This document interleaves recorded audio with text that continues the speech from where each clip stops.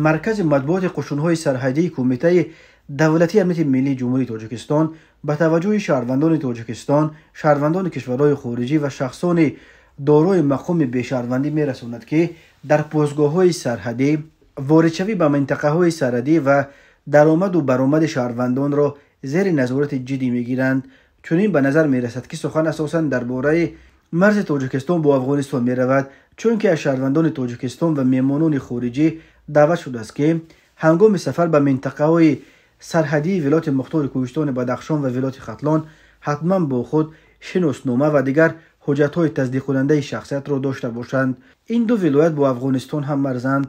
همچنین هشدار داده شده است که طبق ماده 19 قانون درباره سرحد دولتی به منطقه مرزی به اجازت وزارت خارجه و مقامات کارهای داخلی در آمدن شهروندان خارجی و افراد بدون شهروندی قطعاً من بوده، افراد دیگر تنها در صورت داشتن حجت برای چنین سفر به رسمیت درآورده شده را داده می شود. قشون‌های مرزبانی تقویت چاره‌های امنیتی در مرز را به عامل‌های چون تمایل رو به مرکب وضعیت منطقه و جهان، تلاش‌های تشکیلات تروریستی و اکستریمیستی برای عبور غیر قانونی سرحدهای دولتی و عملی ساختن اکت‌های ضد بشری تروریستی در نقطه‌های گوناگون سیاره از جمله جمهوری تاجیکستان ربط دادند، ولی یگان دلیل مشخص نآوردند. تاجیکستان با افغانستان بیش از 1400 کیلومتر مرز مستقیم دارد که بر روی دریای امو و پنج می‌گذرد. بنابر ریلیف مرکب کوهستانیش، محافظت قسمت‌های زیاد این مرز به ویژه در ولایت مختار کوهستان بدخشان و منطقه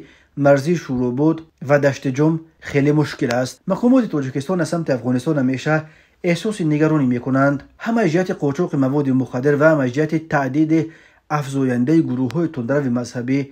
در سال‌های اخیر در افغانستان اساساً دو گروه عمده جنگجویان تاجیک جمع شدند که قسمی در جماعت انصارالله گرد آمدند و قسم دیگر در صف ولایت خراسان بخش افغانستانی سازمان تروریستی داعش.